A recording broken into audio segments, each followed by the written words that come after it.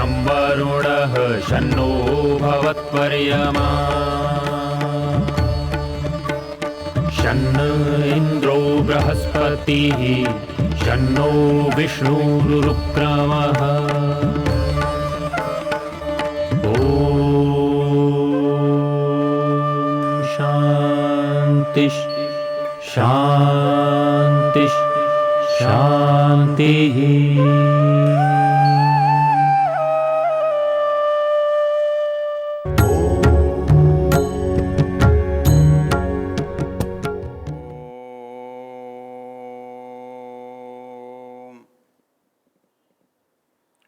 हम इस वेद मंत्रों की चर्चा में ऋग्वेद के 10वें मंडल के 71वें सूक्त की चर्चा कर रहे हैं। इस सूक्त को ज्ञान सूक्त कहते हैं, अर्थात वेद में ज्ञान का महत्व, ज्ञान का प्रकार, ज्ञान का जो स्वरूप है उसके बारे में इसमें चर्चा की गई है। इस सूक्त में 11 मंत्र हैं और इन मंत्रों का जो ऋषि है वो बृहस्पति है और इन मंत्रों का देवता ज्ञान है। हमने पहले मंत्र की चर्चा देखी थी, उसमें कुछ शब्दों पर विचार किया था और वो मंत्र था बृहस्पते प्रथमं वाचो अग्रम यत् प्रैरतनामधेयं दधानः यदेषां श्रेष्ठं यदरिप्रमासीत् प्रेरणा तदेषां निहितं गुहावि।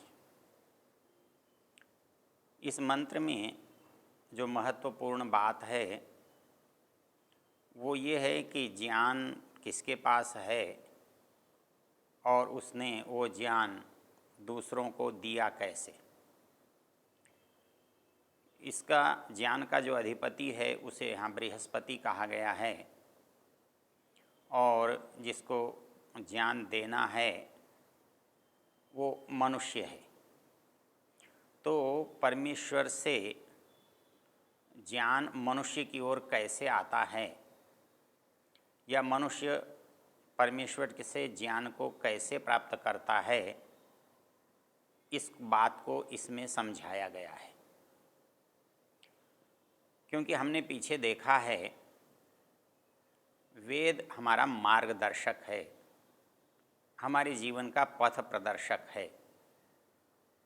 हमें याद होगा कि हमको वेद हमारे लिए चक्षु है, नेत्र है। वेदश्चक्षु सनातनम, अर्थात आदिकाल से हमें कुछ जानना देखना होता है तो उसके लिए वेद हमारा परम सहायक है। जैसे आँखें हमारे लिए इस संसार को जानने के लिए सहायक हैं। तो इस दृष्टि से वेद के अध्ययन से यदि हमारे जीवन का लाभ न हो तो फिर वेद का वेद होना ही निरर्थक हो जाए। क्योंकि संसार के ज्ञान के लिए, संसार के उपयोग के लिए हमारे ऋषियों ने वेद को अनिवार्य बताया है। और आप जानते हैं वेद शब्द का अर्थ स्वयं में इतना व्यापक है और व्यापक होने का सबसे बड़ा आधार और कारण क्या, वो इन मंत्रों में जो भाव है उन भावों को सिद्ध करना इन मंत्रों का प्रयोजन है। आप जानते हैं वेद का शब्द का अर्थ ज्ञान भी है, वेद शब्द का अर्थ विचार भी है, वेद शब्द का अर्थ लाभ भी है और वेद शब्द का अर्थ होना भी है। मतलब सत्ता, लाभ, ज्ञान, मतलब ये चारों प्रयोजन वेद से सिद्ध होने चाहिए, क्योंकि इसकी संज्ञा वेद है और ये संज्ञा इन चार अर्थों को देती है। तो चार अर्थों को देने वाली संज्ञा है तो वेद से ये चारों ही अर्थ हमको प्राप्त होने चाहिए, मिलने चाहिए। तो वो बात यहाँ इस मंत्र में हमें स्पष्ट दिखाई देती है। कि ये ज्ञान मूल है किसके पास, आवश्यकता किसको है, उसके पास तक वो ज्ञान आता कैसे है। हमने पीछे देखा मंत्र का शब्दार्थ था बृहस्पते प्रथमम वाचो अग्रम। जो बृहस्पति परमेश्वर ने हमको जो ज्ञान दिया, जो वाणी के रूप में प्रकाशित हुआ, प्रकट हुआ, और वो ज्ञान संसार की प्रत्येक वस्तु के लिए था, प्रत्येक बात के लिए था जो हमारे काम की है। नामधेयम दधाना। उस ज्ञान की जो दूसरी विशेषता है वो कहता है यदेशाम श्रेष्ठम यद अरिप्रमासित। मतलब वेद ज्ञान की जो दूसरी कसौटी है या विशेषता है वो है श्रेष्ठम। दुनिया में ज्ञान बहुत हैं, ज्ञान तो ज्ञान है। आप किसी बुराई के बारे में भी जान सकते हैं, किसी अच्छाई के बारे में भी जान सकते हैं, विभिन्न वस्तुओं को जान सकते हैं, लेकिन जो सबसे श्रेष्ठ ज्ञान है, सामान्य रूप से ज्ञान जो शब्द है वही श्रेष्ठता का, उच्चता का बताने वाला है, लेकिन यहाँ ज्ञान के साथ श्रेष्ठता का विशेषण और डाल दिया है। अर्थात दूसरे के ज्ञान से वेद के ज्ञान का अंतर क्या है। वो कहता है ये ज्ञान उत्तम ज्ञान है, श्रेष्ठ ज्ञान है, सबसे अच्छा ज्ञान है। तो अच्छा कब हो सकता है कोई ज्ञान? जब उसमें पूर्णता हो। हमें जिस चीज़ की आवश्यकता है वो प्रयोजन यदि सिद्ध हो सकता है तो वो ज्ञान हमारे लिए पूर्ण है, हमारे कार्य को पूर्ण करने के कारण से पूर्ण है। कई बार एक लोग प्रश्न करते हैं क्या वेद में जी पूरा सब ज्ञान है? अब सब ज्ञान से क्या? सब ज्ञान से तो संसार में जो कुछ हो रहा है, जो कुछ परमेश्वर ने किया है वो सारा ज्ञान है। लेकिन वेद किसके लिए मिला है, किसके लिए दिया गया है? तो वो मनुष्य के लिए दिया गया है। तो इसको ये कहने के बजाय कि ईश्वर ने अपना पूर्ण ज्ञान दिया है, हमारे लिए ये कहना शायद अधिक उचित है कि हमको जितना भी ज्ञान इस संसार के लिए उपयोगी है, चाहिए, वो सब वेद में प्राप्त है, उपलब्ध है। तो इस दृष्टि से जहाँ मनु ये कहते हैं कि वेद शब्देभ्य ये वादौ पृथक संस्थाश्च निर्ममे, वहाँ ऋषि दयानंद भी ये कहते हैं वेद सब सत्य विद्याओं का पुस्तक है। वो कहते हैं कि जो आदि हैं समस्त पदार्थ विद्याएँ वो सब इस ईश्वर से आई हैं और वेद और ईश्वर का संबंध है। इसमें कई बार महत्वपूर्ण बात ये होती है, हमको लगता है कि जैसे हमारा ज्ञान घटता बढ़ता रहता है तो इसलिए हमको लगता नहीं कि हर समय हर बात हर एक के पास होती है, तो ऐसा ही वेद में भी होगा। अर्थात कुछ ज्ञान होगा, कुछ नहीं होगा, कुछ बाद में आ सकता है। तो इसके उत्तर के रूप में जो बात शास्त्र कहते हैं, ऋषि लोग कहते हैं, ऋषि दयानंद ने एक बहुत अच्छी बात कही है कि वेद कैसा ज्ञान है। वो कहते हैं बड़ी सीधी सी कसौटी है, वो ज्ञान किसका है। अर्थात यदि वो किसी मनुष्य का ज्ञान है तो वो मनुष्य जैसा होगा, क्योंकि मनुष्य अधूरा भी होता है, अज्ञानी भी होता है। तो वैसे ही उसके ज्ञान में कहीं न्यूनता भी हो सकती है, कहीं अज्ञता भी हो सकती है।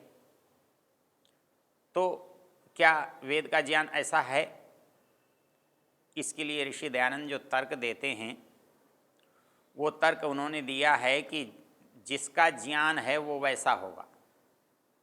अर्थात यदि ज्ञान देने वाला अधूरा है, अज्ञानी है, तो उसका ज्ञान वैसा ही होगा, क्योंकि परमेश्वर सर्वज्ञ है, सब कुछ जानने वाला है, तो उसका ज्ञान भी संपूर्ण होगा, उसका ज्ञान अधूरा क्यों होगा। इसमें एक रोचक तथ्य है, हमको लगता है कि परमेश्वर ने जो ज्ञान दिया है कुछ नया देगा, इस सृष्टि में जैसा दिया है उससे कुछ अलग देगा। तो ये कल्पना हमारे लिए है, हमको अपने आप को ध्यान में रखकर है। वास्तव में जो नहीं होता होता है और जो था वो नहीं रहता है, ऐसी परिस्थिति है तो आप उस ज्ञान के साथ भी इसको जोड़ सकते हैं। मैं नहीं रहूँगा, मेरा ज्ञान भी नहीं रहेगा। मैं आगे फिर आ जाऊँगा तो मेरे साथ ज्ञान भी आ जाएगा। आज जितना है उससे अधिक मिलने पर मेरे पास अधिक आ जाएगा, कम होने पर कम हो जाएगा, ये मेरे साथ है। लेकिन परमेश्वर के साथ ये सभी शर्तें नहीं घटती। न तो वो कभी अनुपस्थित होता है, न वो कहीं आता जाता है, न कहीं वो मरता जीता है।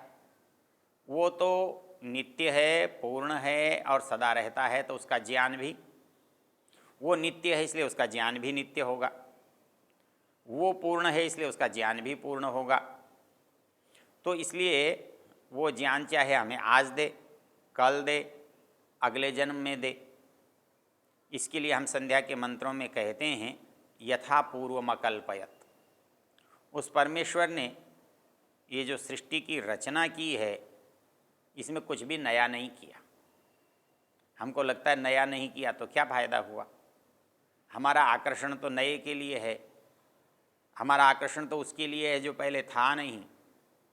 तो ऐसी स्थिति में परमेश्वर ने वैसा ही किया तो क्या लाभ हुआ।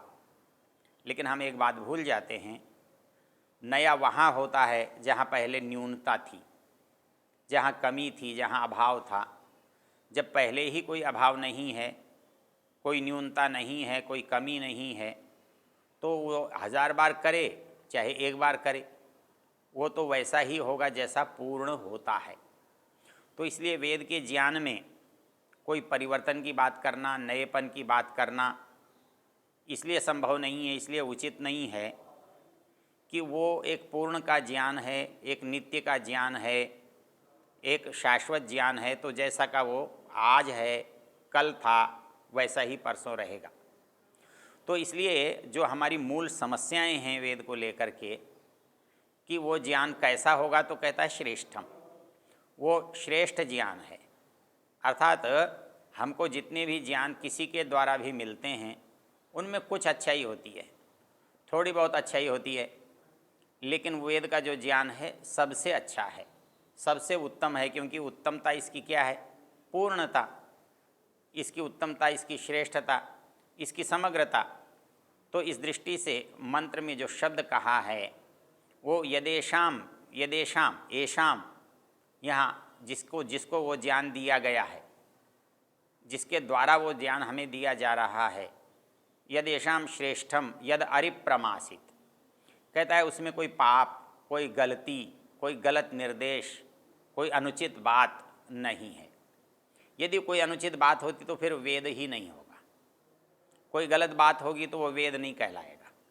क्योंकि वेद सार्वजनीन है, सार्वकालीन है, अर्थात सबके लिए है, सदा के लिए है, सब स्थानों के लिए है, सब परिस्थितियों के लिए है, सब समयों के लिए है।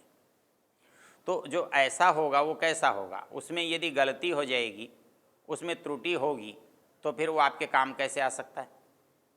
तो इसलिए वो ज्ञान कैसा है? यद अरिप्रमासित, वो ज्ञान त्रुटि रहित है, उसमें कोई अधूरापन नहीं है। अर्थात जो ज्ञान दिया गया वो पूरा है। यदि उसमें अधूरापन होता तो देने का लाभ ही नहीं होता। और वो कैसे दिया गया? सामान्य रूप से हम ये सोचते हैं, एक मनुष्य बोलता है, दूसरा सुनता है, लेकिन उसका उत्तर यह दिया, प्रेरणा यदेशाम निहितम गुहावि।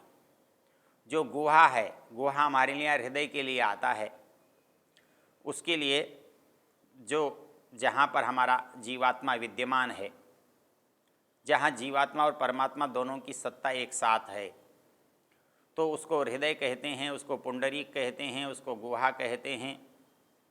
तो कहता है यदेशाम श्रेष्ठम यदर प्रमासित प्रेरणा तदेशाम निहितम गुहावि। और उसमें दिया कैसे?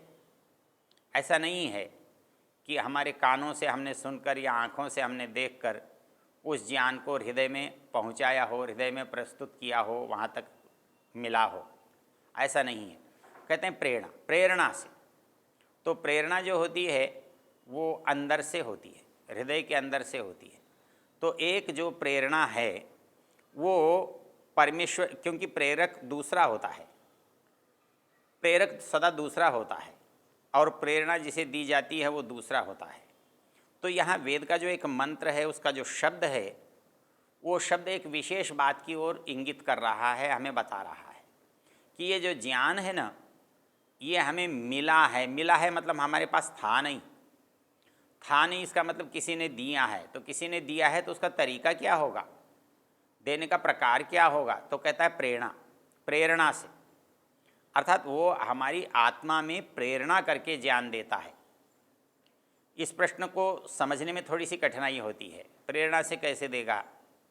तो ऋषि दयानंद इसका उत्तर देते हैं कि जैसे आप विचार करते हैं, जब आप मन में विचार करते हैं तो भाषा भी आपके पास होती है, और जब आप मन में विचार करते हैं तो वो विचार आपके अंदर बाहर से अंदर नहीं जाते हुए होते, वो विचार अंदर से बाहर की ओर आते हुए होते हैं। तो जब कोई चीज़ अंदर से बाहर आ रही हो या बाहर दूसरे से मेरे अंदर आ रही हो, तो दूसरे से आने के दो प्रकार हैं। यदि दूसरा कोई व्यक्ति है, मेरे जैसा व्यक्ति है, मेरे जैसा आदमी है, तो वो मुझे कुछ कहेगा, मैं सुनूंगा, मैं देखूंगा, मैं पूछूंगा, तब मुझे मिलेगा। लेकिन वो मेरे जैसा नहीं है, वो बृहस्पति है, वो ईश्वर है, तो उसके पास शरीर नहीं है और मुझे वो शरीर वाले को देना चाहता है, तो कैसे दे? तो शरीर वाले को देने के लिए तो उसके आँख, नाक, कान, मुँह का उपयोग होना चाहिए। लेकिन यहाँ कहा है नहीं, प्रेरणा तदेशाम निहितम गुहावि, क्योंकि वो स्वयं उसके अंदर विद्यमान है, वो आत्मा के अंदर विद्यमान है। इसलिए हम उसे कहते हैं अंतरात्मा, जो हमारी आत्मा के भी अंदर रहता है, तो उसको अंतर्यामी ऐसे शब्दों से हम पुकारते हैं। तो वो गति करता है, गति कराता है। कैसे कराता है? बाहर से नहीं, अंदर रह करके कराता है। अंतर्याम्यमृता, वो अंतर्यामी है, तो अंदर से गति करने वाला है।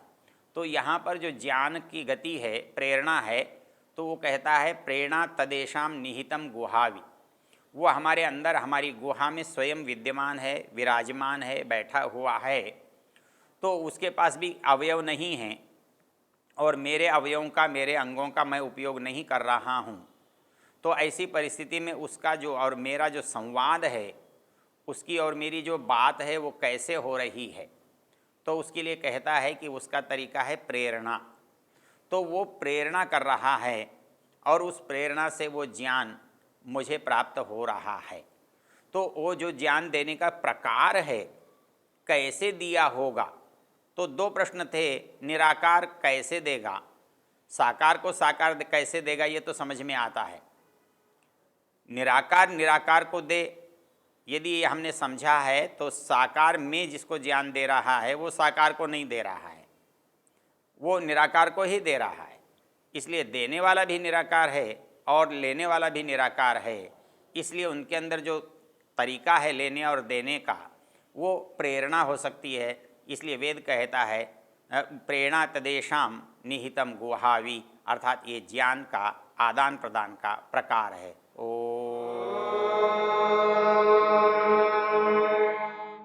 द्यो शान्तिरन्तरिक्षं शान्तिः पृथिवी शान्तिरापः शान्तिरोषधयः शान्तिः वनस्पतयः शान्तिर्विश्वे देवाः शान्तिर्ब्रह्म शान्तिः सर्वं शान्ति शान्तिरेव शान्ति क्षमा शान्तिरेधि। ॐ शान्ति शान्ति शान्ति।